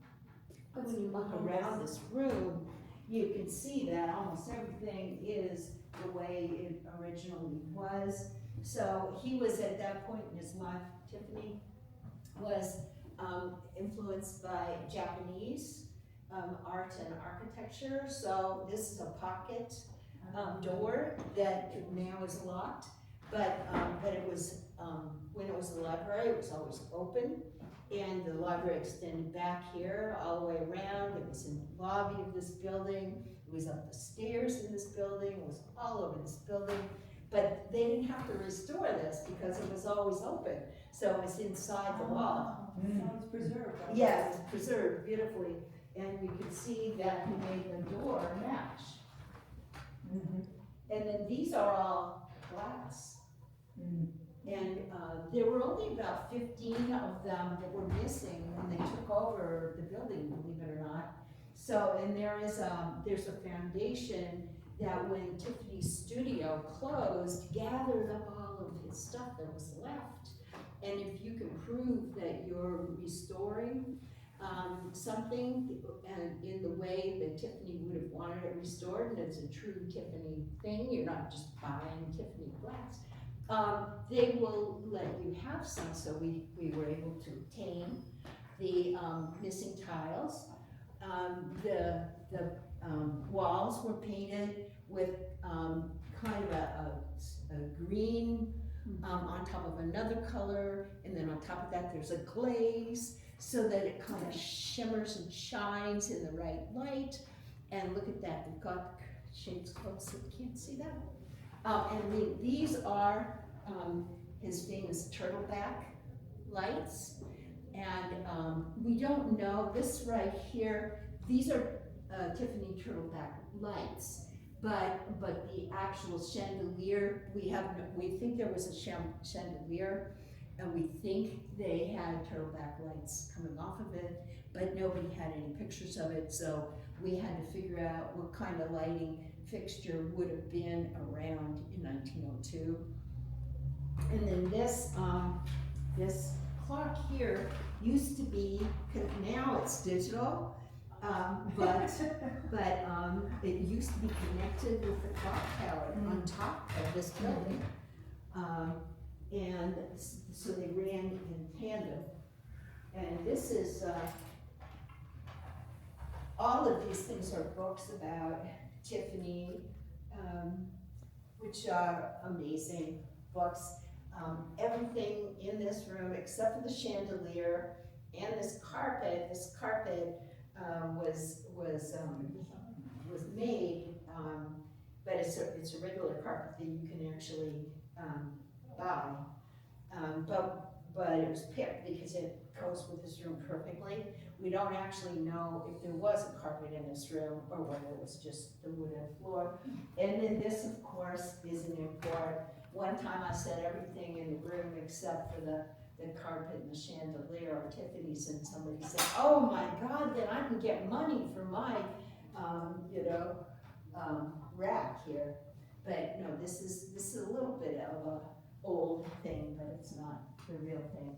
But so this is just an amazing thing. This is not load bearing. This was just created. The people that created the town hall was a moral improvement society that back in the late 1800s was a popular thing to do, and moral and mental improvement society.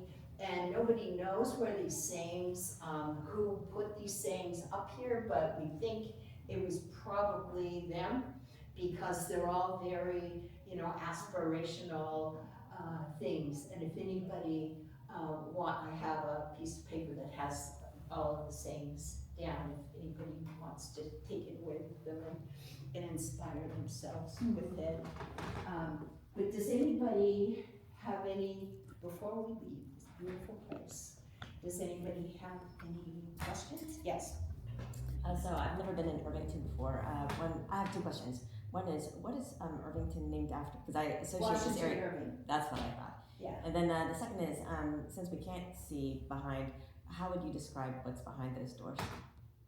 Right now, it's the building department, which I've spent a few hours in the building department being denied various things I want to do. Irvington's really history minded, and so they jealously guard any changes that will be out of character with Irvington, which has produced a really beautiful village. But if you ever want to get anything done to your house, it's nightmarish. But yeah, it opens into that building department office, and then next to that there's another office, and next to that there's the village manager's office and his administrative assistant. So boom, boom, boom goes down the row. That was. And does it decor, did it used to be like the library before? It was all does part it of look the visually? entire, by the end of it, the entire first floor of Village Hall was taken over by the library. But this is the piece of it that was the original piece of it that is highly decorated with the Louis Comfort Tiffany work that got restored. He even created these chairs, tables, the bookcases. I mean, very amazing detail that he cared about all of it. So, and you know, to imagine that they closed this thing up, they were using it as a storeroom. But now it's a piece of the library still, because it still is a condition of this building that you have to have a library in it. So this is a sort of a satellite office of the main library that's down there on Astor Street, right next to the train station, but it's used as a reading room. So during the hours of the library on the weekdays, it's open and you can just come in here. They stock newspapers, it's got the internet, you can just sit here for hours, you can have meetings in here, you can reserve the room here. The only bad thing is you can't bring coffee in here, which is like necessary for me, but because they don't want to like have the room get wrecked up. But so it's really nice, you know, you can have like a poetry reading in here or a meeting, and then the village also has some small meetings here, although they have other meeting rooms as well. When this was an entire library Yeah. floor, Yeah. and if there were other windows, did they have the blue glass around them? Yes. You mean, no, this is the only room that had the blue glass, Okay. yes, yeah, got it. So this, I mean, because this was the original room, it was pretty small. I mean, the building that used to be there, that they moved it, was pretty darn small. The library in Irvington is actually older than the village. It was first thing that was incorporated, and then by the time state law allowed for incorporation of towns, Tarrytown was really smart, and they realized that they could incorporate, and so they incorporated sooner than Irvington did. And so so Tarrytown incorporated all the way up to Sunnyside Lane, and there's a little brook there, and Washington Irving was actually within the part of Irvington that was incorporated by Tarrytown. So that Irvington, who had named themselves after Washington Irving, who lived in Irvington, lost Washington Irving, and they've never forgiven Tarrytown. So I'm so glad you mentioned that. I was really interested in the links between Washington Irving and this village. Yeah, well, when they voted on changing the name, because it used to be called Dearman, after the farmer whose main farmland was where Main Street is, they were going to change it to Irvington because they thought by that time they purchased, you know, people in New York City who were like into selling land. Had decided that wouldn't it be great to have this wonderful, charming place called Irvington up here, and so they bought Dearman's farm and they platted Main Street and the streets off of it, and they even got the name of the post office and the train station changed to Irvington, and they had a village vote, and there was only one person that voted against naming it after Washington Irving, and that was Washington Irving. He said, "That's not fair. This is Dearman's farm. It should be named after Dearman." But he's very kind of modest guy from time to time. So, but everybody realized that, you know, it would be much more exciting to name it after Washington Irving. And then they lost Washington Irving to Tarrytown. Tarrytown's always been a pretty smart place. So, but that's, we try to look past that. All of the river towns along here, all of the river towns along the Hudson kind of, at least many of us feel at one with each other. Each one kind of has its little special character, but like Irvington and like Yonkers is really big and has, you know, a lot of housing along the river that's high in rental, so it's got more of a like a big city kind of feel to it. But Tarrytown also is pretty big, and it's and so it you know, has a lot of things to offer. And then you get a place like Irvington, we only have 6,000 people, very small population on Sleepy Hollow, which is north of Tarrytown, very small. So we all have our different characters. And Hastings, which is south of here, has like a more of an artistic community. Irvington is kind of like totally history nerds, you know. And so it's a fun place to live because the Hudson is beautiful to look at. I was gonna ask you, but you're kind of answering it now, but I was wondering what it's like to live here. I mean, I live in Manhattan, so this to me looks like a very sweet, charming little town, but what is it like to actually live here? Well, if you're owning a house, it's expensive to live here. Is it really? Because you're hearing this from somebody who just sold their house. Because of the taxes. The taxes, when I first moved here, the taxes were great because they hadn't reassessed the property for like 60 years. And so if you bought an old house, you know, you had this wonderful old house and you had this great bargain. But after a while, people that bought newly built houses that got a sort of a current assessment were paying more taxes. Because the people like me in an old house were paying less. And so they started running to the courts and protesting their tax. And they were winning. So then the villages in Greenburg's the town, and it's got a bunch of villages within it.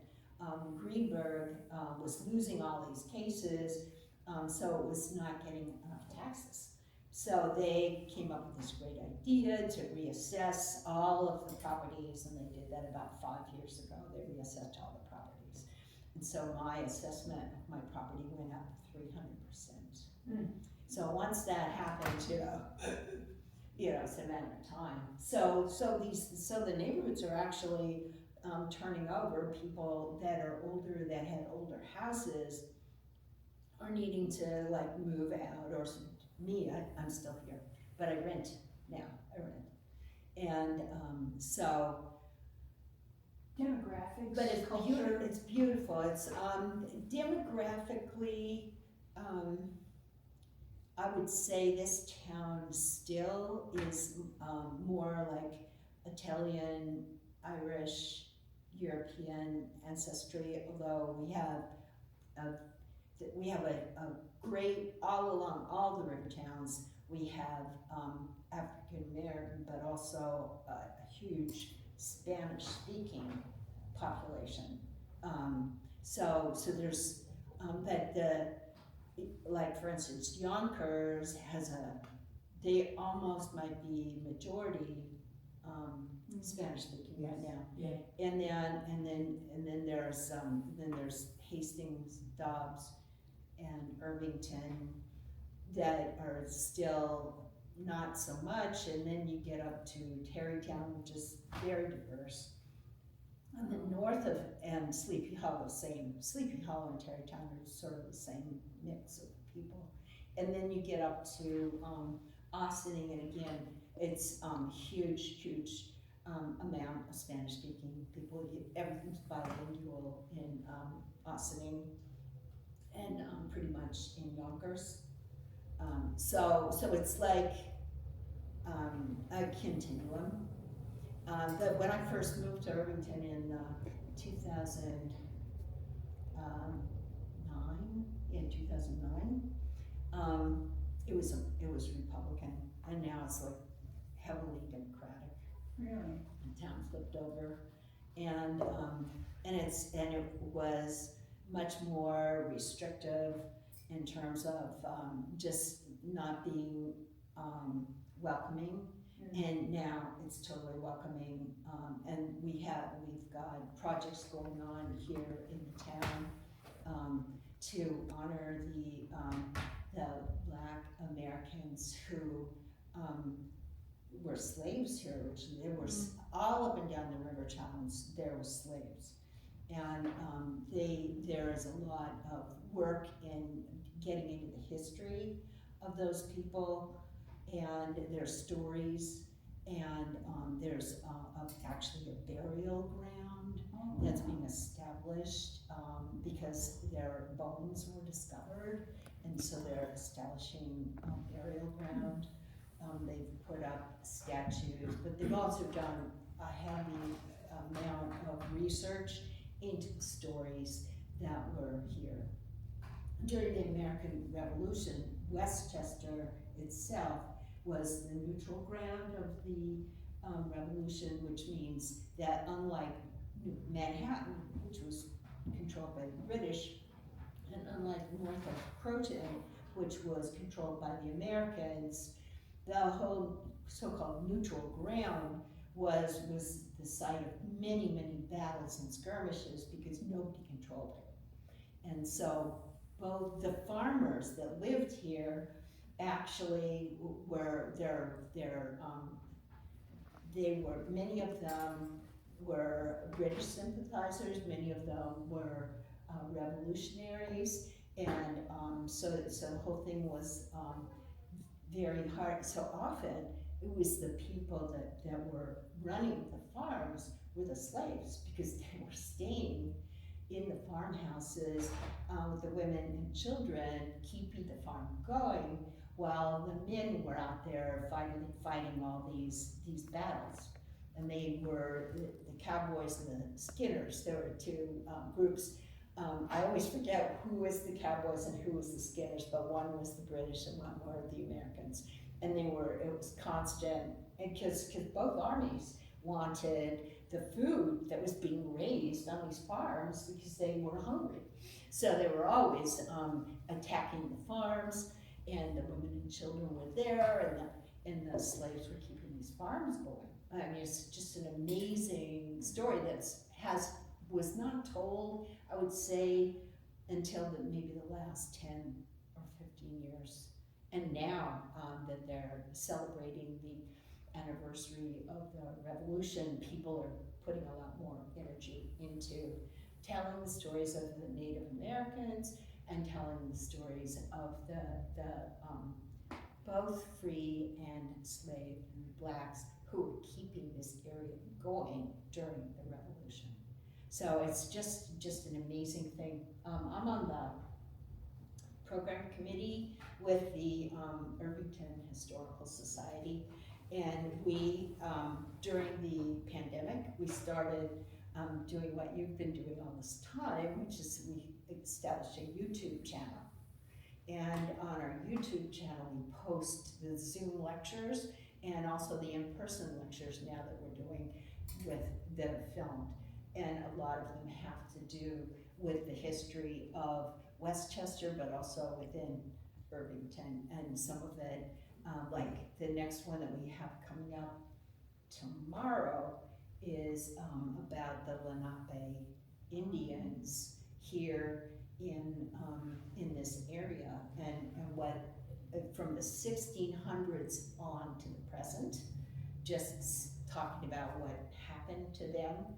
And even though you're going to be running the marathon, we will be posting it up on our website, and we have a YouTube channel. So all the lectures that we do, but we've got things about Madam C.J. Walker, who's just an amazing person. We're going to pass her house, and so we have, you know, the last lecture that we had was this guy who was born a slave and became free and wrote this amazing memoir that was recently discovered in, I think, Australia. Because he had traveled the world and that's where he happened to leave his memoir. And so the researcher who discovered his memoir gave a talk about this guy who was just an amazing person. So we have a lot of, as I said, we're history nerds, so we do all these lectures, one a month basically, and then they're saved up on the website. So if you're interested, Is that Friends of the Aqueduct? no, this Aqueduct. is Irvington Historical Society.org. Oh, okay. And it's all on word at Irvington Historical Society.org. And so that's got a lot of good stuff about the kind of history of the whole area in it. And we're continuing on. In December, we have a program on the Great Fire of New York City in 1776. Because actually the revolutionaries went down to New York City and set it on fire. But there was also another fire up in White Plains that was happening as part of it. And so that whole history is now coming out. And so there's a lecture on that. And that's an in-person, but we'll be filming it, you know, so. Was this area in any way part of the Underground Railroad? I'm sure it was, but I don't know. And if there was a house that was actually part of it, I'm sure the Irvington Historical Society would be going, hey. So I think not. I know that in Ossining, they definitely had Sojourner Truth was part of the thing that went through there. But I don't know. But we have actually organizations here in Irvington. There's this woman, Sara Kelsey, who she's done a ton of research on all of this stuff. She's the one that's spearheading the establishment of the burial grounds. And so she probably knows the answer to that. And now, see, every time I do one of these talks, somebody asks me a question that I completely can't answer, and that's but I love it. That's what keeps me going, are the questions. Because then I get further and further into it. You know? So let's go. And do you have another question? Is there a place I can get some water as we walk along? Is there a store? Probably your best bet is to stock up on it now. Yeah. Because the next time we're gonna be on a cross street that actually has a store is really not coming up at all. So anybody that wants water, there's like a pizza place almost right across the street from here where you can just walk and grab water. There's